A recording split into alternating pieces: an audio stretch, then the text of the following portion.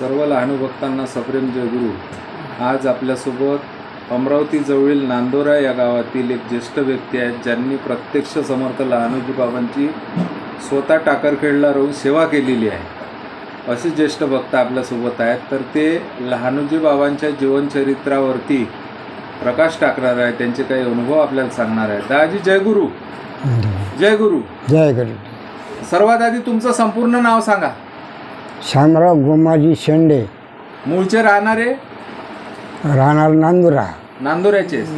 तर तुम्हाला लहानूजी बाबांचा ध्यास कसा लागला आणि कधी गेले तुम्ही? वयाच्या कोणत्या वर्षी तिथं गेले हे सांगा. वयाच्या 65व्या वर्षी लग्न झाल्यावर झालं होतं माझं. लग्न झाल्यावर गेलो. 1965 मध्ये? हो, 1965 बर. 65 तिथं आता कुठे राहू बा, कारण का भावाचं जमीन आहे. 2-3 भावाचा विस्तार. बर. एका बहिणीचं व्हायचं होतं. हो. बहिणीचंही झालं.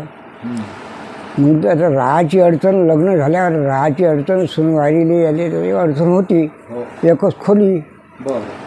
मी इथे घेऊन गेलो टाकर खेळायला. बर. टाकर खेळायला ते तिथं जे कार्यक्रम झाला आमचा, हो, त्या कार्यक्रमाच्या दिवशी शेण निघून गेली दुसऱ्याच्या घरी झोपाले. बर. जागा नाही म्हणे. मग असं करून हिनं बापाला निरोप पाठवला. बाप म्हणे माबरोबर चला, मा गावाले राहा. मी म्हटलं मी आता बाबाजीच्या चरणापाशी आलो आहे, मी येत नाही, इथंच जागा द्यायला तयार आहे. म्हणे आम्ही आश्रमात ठेवत नाही म्हणे. पत्नीले? हो. तुम्हाला नाही ठेवत? सासरा म्हणे. हो. मी म्हटलं मग घेऊन जा बा, येईन मी कोणा व्यक्ती. हो. तर असं करून 2 वर्ष निघाले. त्या कालकिरीत काय झालं का, बाईसाठी जे 2 ताटं आहे. बर. 2 ताटं, एक खोडकेच्या इच्छं, हो, एक कळूच्या हो, इच्छं. 2 ताटं. बाया पूजा करे अगदी 12 वाजता. हो. 12 वाजतापर्यंत बाबाजीच्या मुठभर प्रसादावर राव आपला.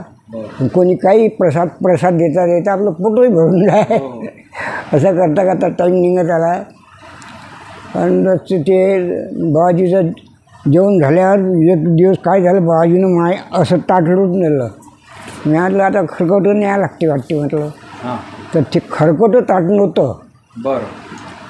तर या ताटातलं काढून या ताटात ठेवे, या ताटातलं काढून या ताटात ठेवे. हो. ते खरकटं नव्हतं, अल्लं काढून ठेवे. बरं. नसं लोटून दिलं. मी आला लोटून दिलं. सण बा जेवण झालं बाबाजीचं. उचलायला गेलं. अबे खाणं बेले का, खाणं बेले का. त्या नात्यानं मग मी आपल्या खाणं लावलं सुरू. तेव्हा त्या दिवसापासून बाबाजी लोटून दे आपलं, आणि जे खाणं झालं ते खाणं. आणि 2 पोया आहे. तर 2 पोया बाबाजी खाईन, 2 पोया मला उरे. असं का? त्याच्यावर दिवस काढले. त्याच्यावर दिवस काढले तुम्ही? हो, नाही दिवस काढले. पण मग जे राजकारण बंद झालं. करे म्हणे झाडझूडचं कर्ज आहे. बर. झाडझूडचं कर्ज आहे म्हणे जराशी. मग झाडझूड करायला भिडलो. बाबाजीचं अंग धुवाच्या पाणी आणू, विहिरीचं आणा लागे. विहिरीचं पाणी होतं त्यावेळी. आणि हौद भरायला लागेल सकाळी. इतकं काम नाही की मग त्याचं झाडझूड आणि हौद भरणं. तर हौदात 10-15 गुंड पाणी आणून टाकून देऊ. आणि लोक आपले हातपाय धुवून दर्शन करे. लोकांच्या प्रसादानं 12-1 वाजेपर्यंत बाबाजीचं जेवण झालं. आणि बाबाजी तितक्या ताटावर बाबाजीली राहायला लागे आणि मली राहायला लागे. संध्याकाळचं ताट बंद होतं. संध्याकाळचं खोडकेच्या इथं एक आणि कडूच्या इथं एक. त्याच्याच प्रेमानं कार्यमाने तुझे जेवण होते ना बाई म्हटलं. होते, इतक्यानं चालू होते. आता समाधान तितक्याच बाईचंही पोट भरे तर मलाही पोट भरे. समाधान 2 पोया कसे असो, पण पोळीचं आहे. कोण्या दिवशी 1 भाकर 2 पोया आहे. 1 जण भाकर आणि 1 जण पोळी आणि. तर बाबाजी भाकरही खाय, अर्धी भाकर ठेवून दे, 1 पोळी खाऊन दे, 3 पोया राहायची शिल्लक. तर असं करून तो दिवस काढून निघत राहा. तर हे माझ्या सासरवाडीला घेऊन गेले. आता घेऊन जाय. मी काही गेलो नाही. मग मी म्हटलं मला हे आश्रम सोडायचं नाही आता. कारण का म्हणजे प्रसाद भेटते सकाळपासून तर संध्याकाळपर्यंत. उदी प्रसादानं बाबाजीची पोट भरतं. तर लोक सेवा करून मी संध्याकाळची भक्त लोक ये बघ एखादी सत्संग देणं, एखादा तळव देणं, एखादा काही देणं, मी त्याची व्यवस्था करून देऊ खोलं थंडीचे. मग उन्हाळ्या लागलं म्हणजे उन्हाळ्यात बाजी बाई झोपे आणि मी बाई झोपो. त्याच्या अगोदर दर्शन करून घेऊ. पण एक दिवस असं काय झालं का भजनाले 12-1 वाजला. सकाळ का भजनाले गेलो बाबा देशमुखाच्या इथं. बाबा देशमुख होते आपले. हो बाबा देशमुख आहे. तिकून आलो. आता बाबाजी झोपले होते. असं दर्शन केल्यावर बाबाजी उठून बसले. तर मी म्हटलं उठून बसले बाबाजी. झोप बे. मी आता बाबाजीलेच बोलते, आपल्याला काही बोलत नाही. मी लागलो आपलं बाजीवर जाऊन झोपलो खाली. आणि लोकही झोपले. उन्हाळ्या दिवस होता. तर असं करता करता असे प्रत्येक दृष्टांत पाहायला भेटले मला. एक जण मोर्शी तालुक्यातला वरुड तालुक्यातला एक जण आला. तर तो वर्धेपासून अमरावतीपासून तो वर्धेपर्यंत दवाखाने पुंजली जाणं कुठे काही दुरुस्त झाला नाही. दुरुस्त झाला नाही. तर एक दिवस काय झालं, तो लाईन मारायच्या तिथं आणून टाकून दिलं त्याला. त्याच्या नातं जवळपासच होता. आता तो बसला दर्शन करून. बाबाजी असे तंबाखू घोटून राहिले. तंबाखू हातावर घोटून राहिले. हातचा तंबाखू घेतला आणि त्याला दिला. आता त्याला वाटलं का मी तर तंबाखू खात नाही, पण बाबाजीने दिला आहे. त्यानं ते आपलं बक्का मारला आणि खाल्ला तंबाखू. हां जाय उठ, आता भूत पिसतोय. तो भीतीशी जाऊन बसला. पुसते ना भीत, आता पुसते ना भीत, आता पुसते भीत, काही नको. तो म्हणे भीत पुसून राहिली. मागं पलटून पाहिजे भीत तर पक्क्या रंगाची आहे.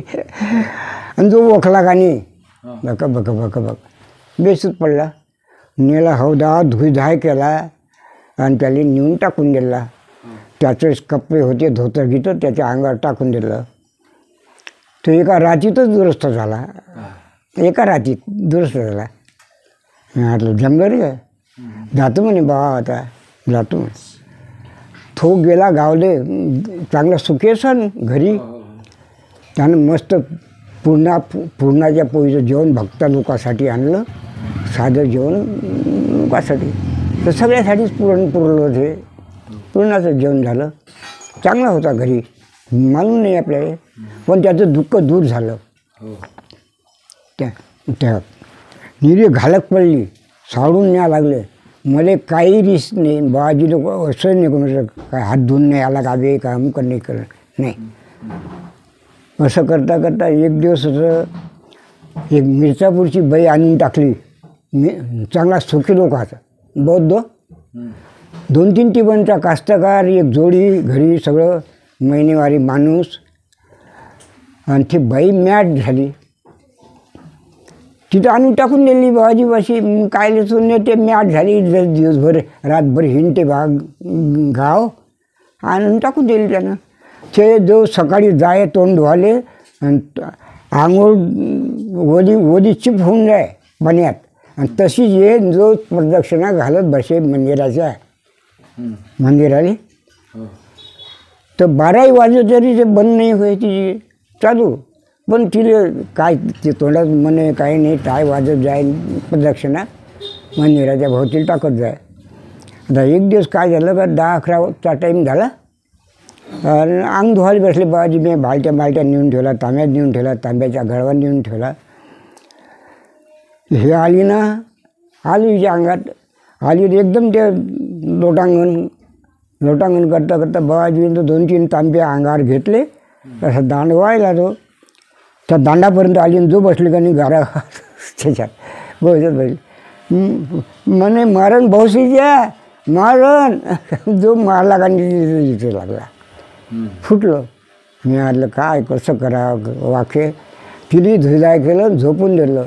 एका रात्रीत दुसऱ्या दिवशी दुरुस्त झाली. बाबा मला तुम्ही बरोबर केलं म्हणे आता दुरुस्त झाली. आता पोटी पिकू दे जा म्हणे बाप्पा. आता कोण झाली पोटी पिकली का नाही पिकली, हो. पण सत्य झालं सण. कारण का बाबाजीची पावर मला काही दिवसापर्यंत बरोबर. 12 महिन्यापर्यंत मी अशी सेवाच करत गेलो, हो. झटक झुटक हमक.